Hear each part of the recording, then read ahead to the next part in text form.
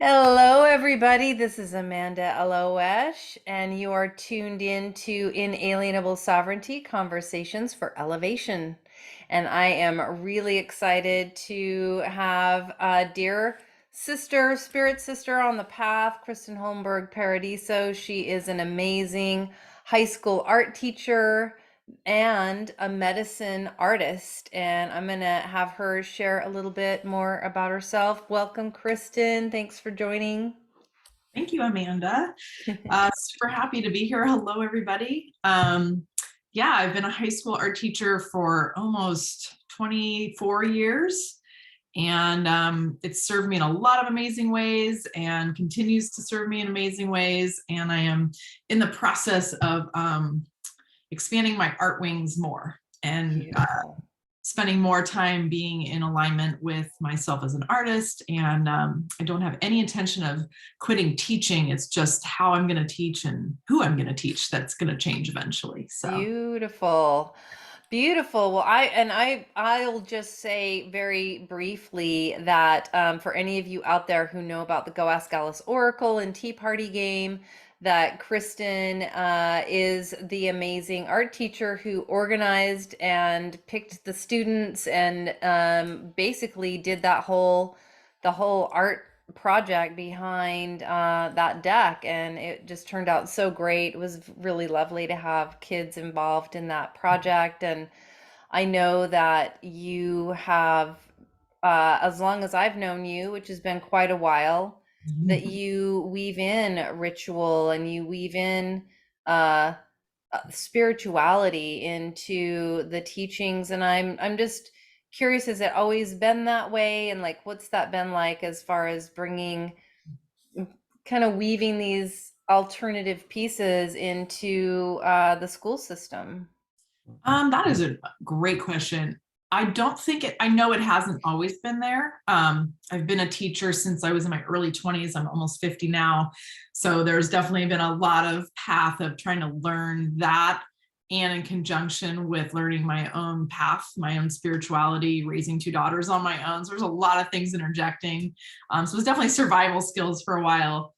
I would say that in the last maybe 10 to 15 years, I feel like I've had, that's where it started merging in more, just having more confidence in my own understanding of my belief system and spirituality. And honestly, just really more my understanding of how much that can open us up and how much it opens me up to touch my art into what it is to be alive as a human in this world, and touching in on that more. So I think as I've grown in that way, it's definitely informed what I do in the classroom more.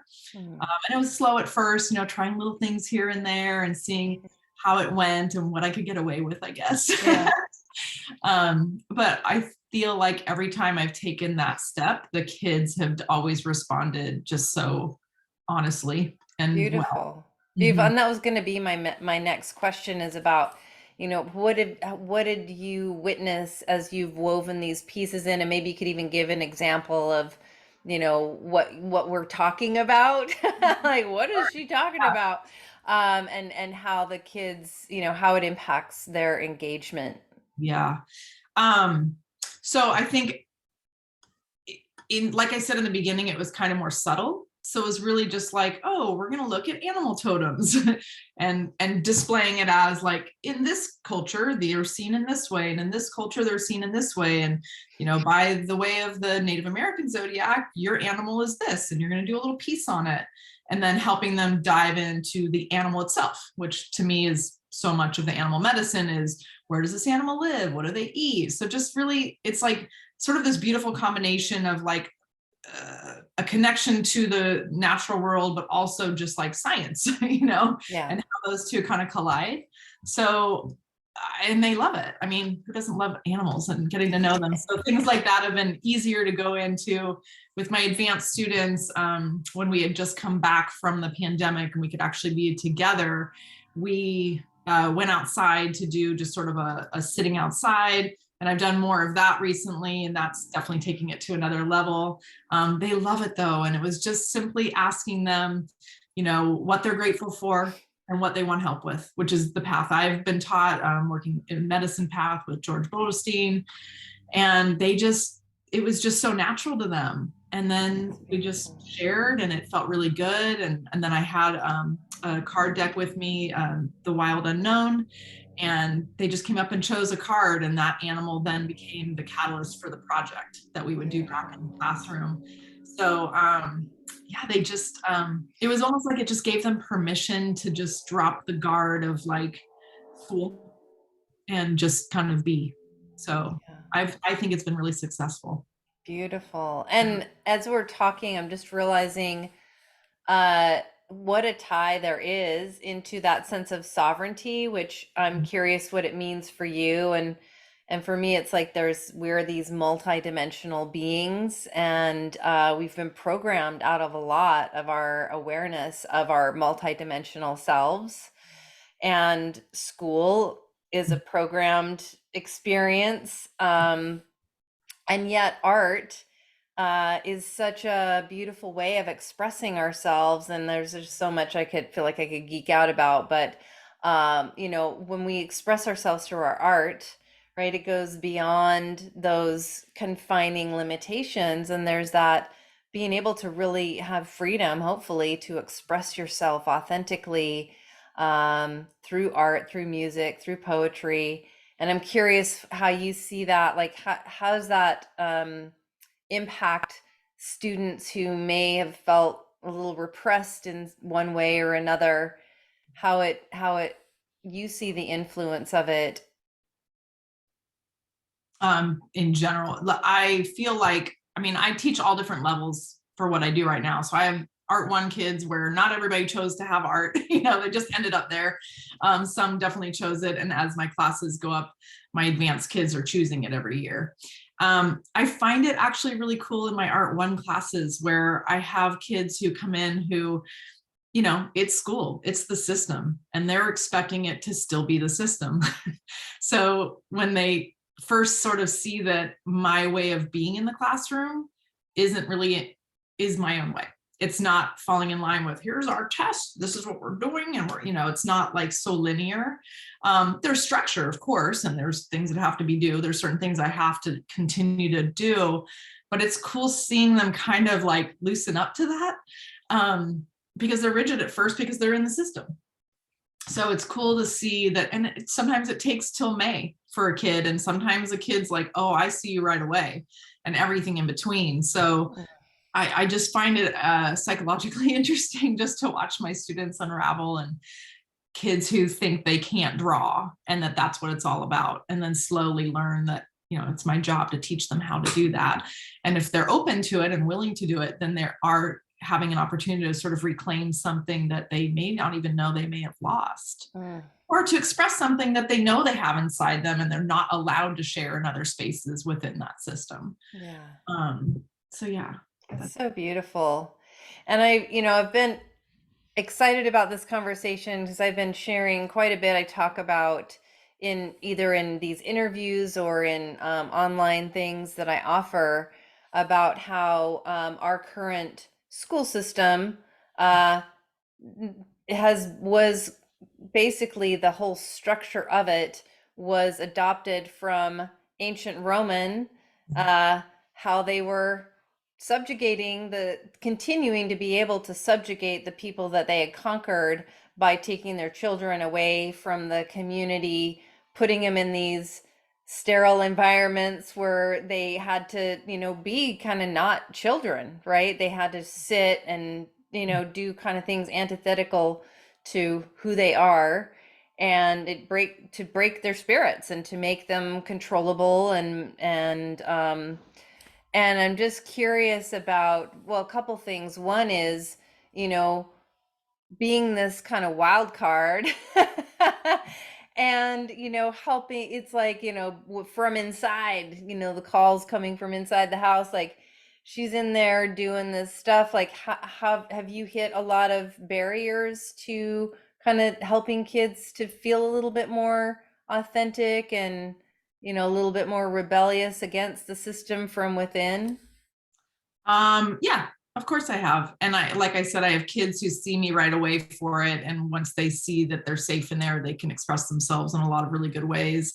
Um, I actually would say, because I've been teaching through the discovery of cell phones in teenagers' hands, and I definitely have seen that being a barrier to kids' creativity, to human Yeah, creativity, no doubt. that their ability to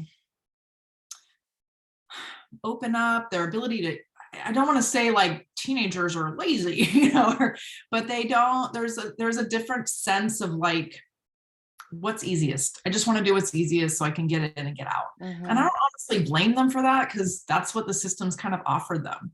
So that's a harder one to butt up against.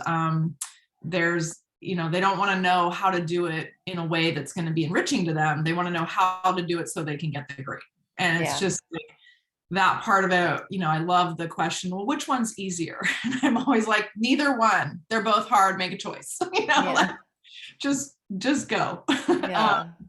So I definitely feel like, I mean, there's teenagers in general, which we've all been, and they're, regardless if it's Roman times or now, like the idea of being a teenager and feeling that contradiction between, still wanting to like curl up to mommy and wanting to spread your own wings. I mean, that's just like the constant, 14 to 18 years of age. It's just that constant flow. And sometimes I end up getting in the way of that, and sometimes I end up helping it. So it's Mm. just, yeah. But I would say the Mm. barriers of technology integration and social media and those different things have just changed the generation in a different way. Yeah. It's like pre-programmed, swipe left, swipe right. All Yeah. the other things are kind of filled in versus fully engaging. My partner Matthew, he has a 10-year-old daughter who has been diagnosed with ADHD, and I just really find her to be incredibly creative. And my own personal kind of theory about ADHD is it's like the kids who are more resistant to the programming of, sit still, do as you're told. It's like there's something in their spirit that's like, fuck that. I can't do it. I don't want to do it. I'm not gonna do it. And I'm curious how, as a teacher, what are the schools, is there any kind of awareness of how to support these kids learning in a different way? Or is it just like they need to get medicated so they can fall in line with the way we do it here? I think both of those are true, and it just depends on the teachers that you have. I work with a lot and have worked with a lot of really great special ed teachers over the years. It just depends on what the administration support is at the time. COVID was interesting because suddenly there was this, oh, we need mental health professionals, these poor kids. And Oh my that was gosh. great. It got mental health to pay, for finally the kids have been asking for mental health services for years before COVID. Mm, Somebody at the upside woke up a little bit to that. So there's a shift, at least in the right direction, of taking care of not just like ADHD, which is like a thing, and then also the mental health aspect of it. So I'm hoping that stays true. But again, it's the system. It's just yeah. like such a hard thing. I mean, certainly it's wonderful to have parents who are caring, parents who see that, who want to support you, and for those parents to stay involved and see who the teachers are who are in alignment and speak. It's about helping your kids to be able to advocate for themselves, Yeah. helping them, which is a huge thing for any teenager. And all teenagers should be encouraged to advocate for themselves. That's a big. Absolutely. Absolutely. And who's teaching them that? Mhm. Maybe Miss Holmberg Paradiso, but not for many other people. I'll just quickly say, growing up, I was considered gifted, and I was put into programs for gifted kids, which was awesome. But also, when I was just in the regular classroom, I was done with my homework. Like, I was done with all the work for the day, uh, like halfway through the day. And then I was getting in trouble because I was done, and then I was like, got to do stuff. And I'm like, I didn't get diagnosed with ADHD. Maybe it was, I'm just too old. They hadn't figured it out there in Utah yet. But, I got like sent to extra recess or given art supplies, or now I'm reading to the class or I'm giving this test. which was weird. And I'm just like, it's just like people don't. It's like our whole society system doesn't know how to deal with the people that are outside the box, and there's more focus put on getting people to fit in the box than to celebrate the diversity and recognize it as a gift. Anyway, I just wanted to say that, and I would love to transition into one of the things that you're really amazing at and stepping more into, which is your medicine art, your medicine paintings. And I'd love for you to share a little bit about how that's evolved. What is a medicine art piece? Take Yay. it away. Awesome. That's all. Thank you. I love talking about this. So I started creating commissions. I feel like it was almost 10 years ago. A dear friend of mine was getting married, Erica. For those of you know Erica, right? And my friend Kim Fortuna was one of her many matrons of honor, and they wanted to get her something. So they commissioned me to create a painting for her. Really, the idea of trying to create a painting that was from 14 different people for one person was like, oh God, like, where do I even start with that? So I just naturally at that time was like, what's everybody's animal totem? And so somehow I knew what Erica's was, and just to weave in all of this animal tribe of hers and each of their individual unique animal totems that some people had right away and other people needed a little, like, how do I even know what my totem is? And so that was the beginning of that work.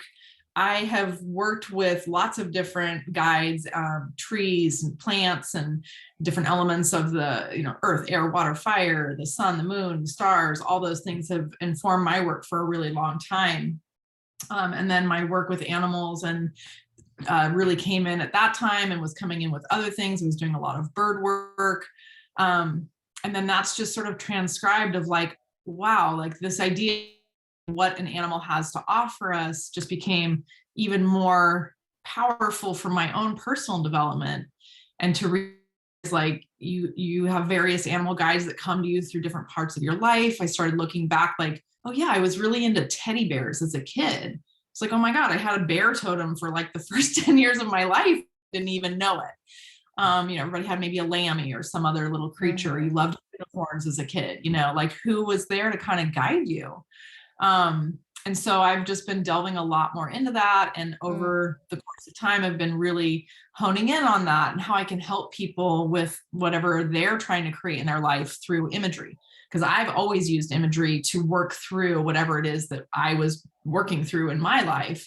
And by painting it, creating it, I mean, the creation alone for me is my meditation. I can't sit and, create a meditation, but when I'm painting, I am just deep in.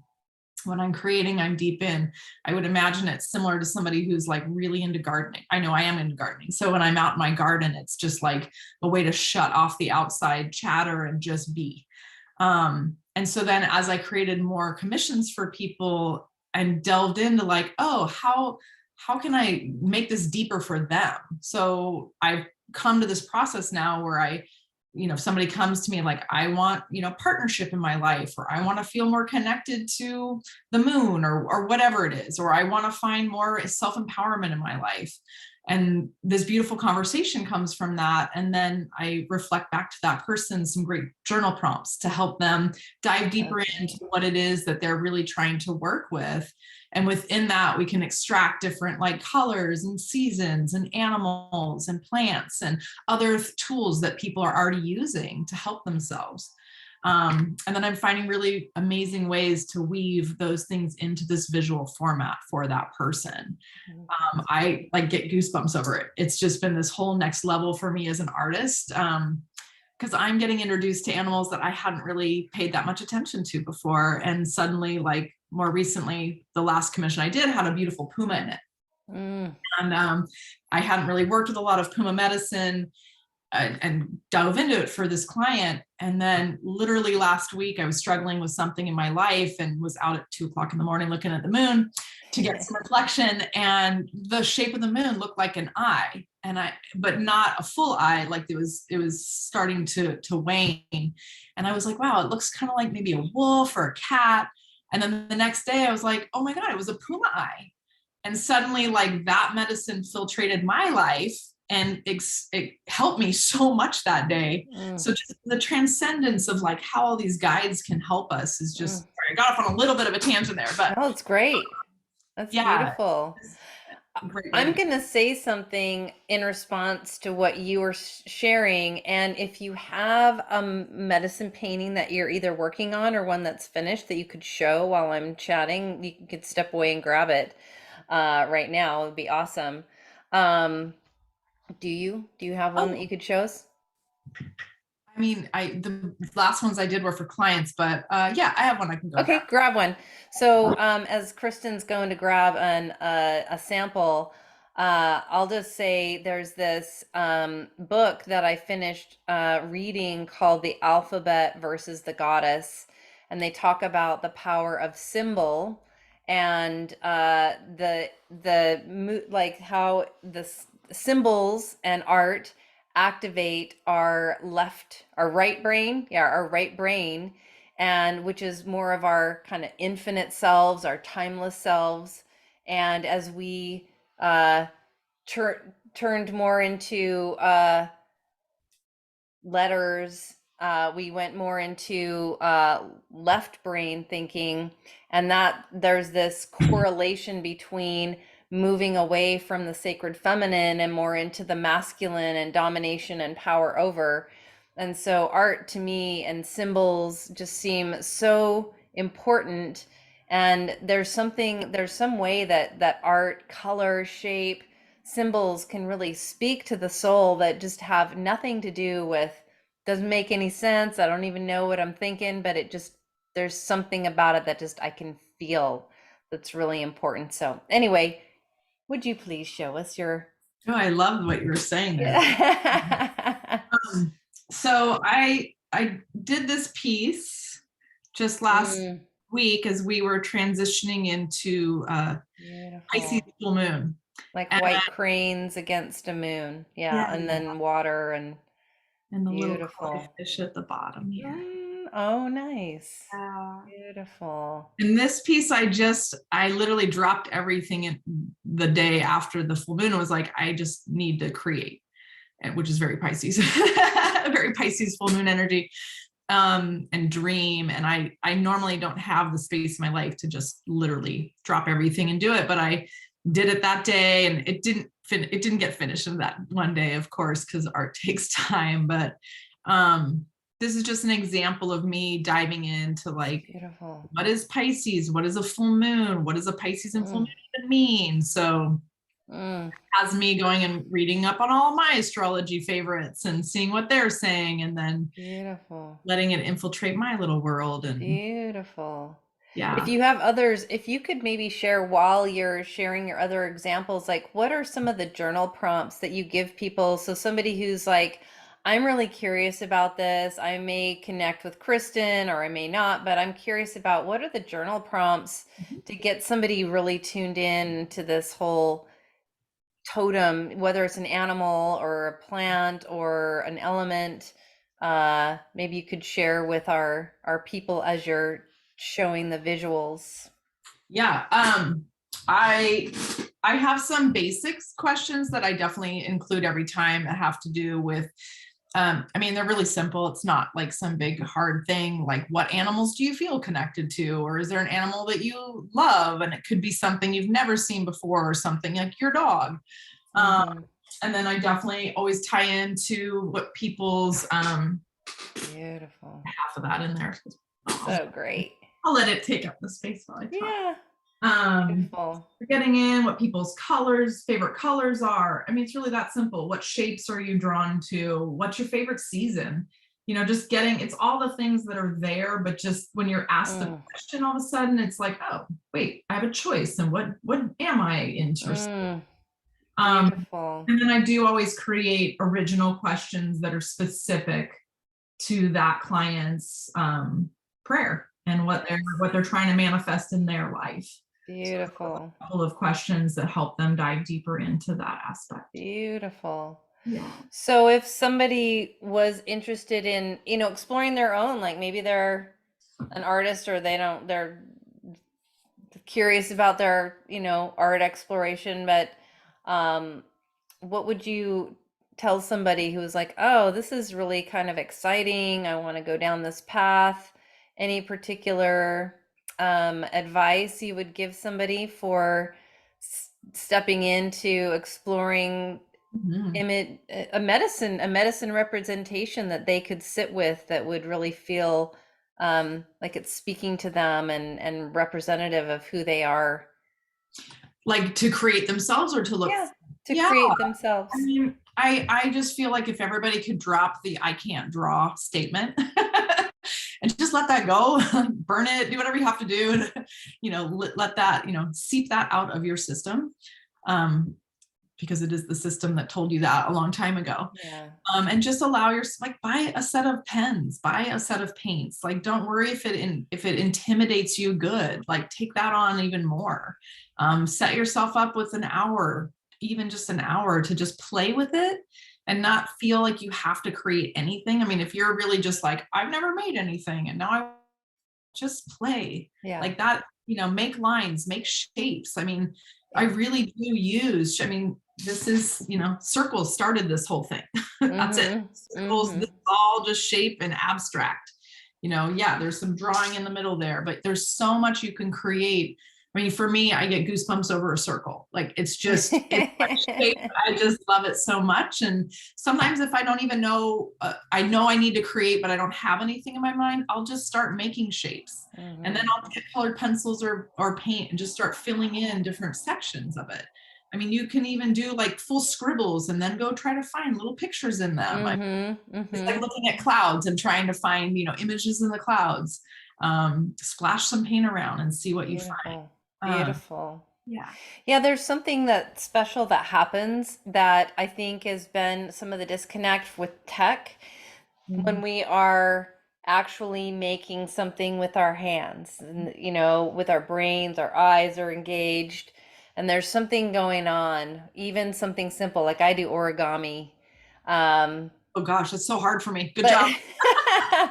some of them are really hard, and I can't do them either. But just making something very simple with your hands, it does something really, really helpful to the brain that counteracts Alzheimer's and, increases your ability to learn new things and sharpens the brain and helps with meditation. And so I highly recommend that. And then for people who are, curious and want to get a medicine art piece from you, I know it's a whole beautiful process, as you mentioned, with journal prompts and all of that. How can they connect with you? And do you have are you open? I know that at times you've been like, I've got a lot going on right now. Yeah, no, I'm open to it. And I actually just finished creating a whole page on my website that fully explains and introduces you to everything that has to do with getting an amazing medicine painting. Beautiful. And what's your website? It's innerluna.com. Innerluna, INNERLUNA.com. Inner That's, Moon. yeah. Innerluna.com. Beautiful. I love it. I'm, I can imagine it would be like Christmas. Uh, you know, I do have some of Kristen's artwork and I've seen several of the commission pieces, and it's just really, really incredible to have somebody who's so gifted and tuned in, to you. It's like somebody seeing into your soul and then showing you how beautiful that is, that you get to look at every single day. And it, again, it speaks beyond the brain. It does speak to the soul, and that's what makes it medicine, Mhm. helpful medicine. Thank you so much, Kristen, for taking the time. I really just sending you all kinds of blessings. Thank you for being an amazing teacher. Thank you for, caring about the students and helping them to express themselves in beautiful ways, and blessings on your new chapter that you're transitioning into. May more and more people be blessed by your medicine in the world. Thank you, Yeah. Amanda. Yeah, it's been a pleasure. All right, everybody. It's been really lovely. Thank you for tuning in. If you like this, like it, share it with other people. Let me know who you want me to talk to. If you have somebody who you're like, oh my gosh, this person needs to be interviewed by Amanda Elo'esh, please get a hold of me in all the ways that are, you know how to do: comments, DMs, voicemails, all the things. We're here to help you to get more sacred in your life, to access your inalienable sovereignty through Mhm. all different means. And until we get to connect again, may the source be with you, everybody.